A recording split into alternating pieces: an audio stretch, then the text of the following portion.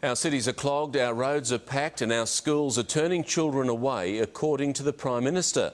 Scott Morrison says the answer to our growing pains is cutting the number of migrants, even though the number of people moving here dropped last year.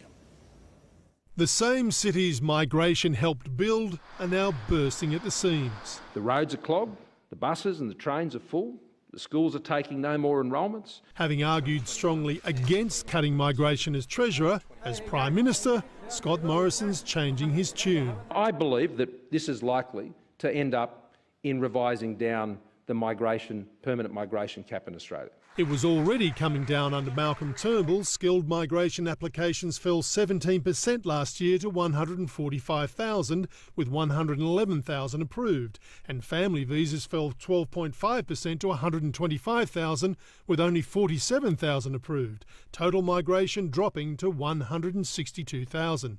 That's already 30,000 below the cap.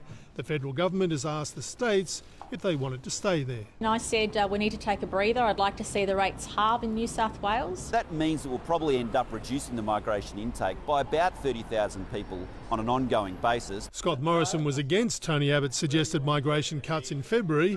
Not anymore. It shows that this is a government that gets it.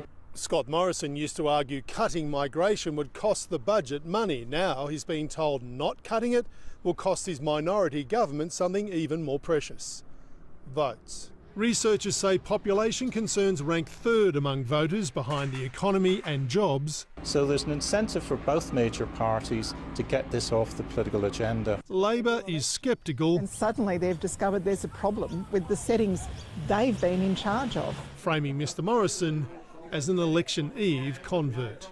Mark Riley, 7 News.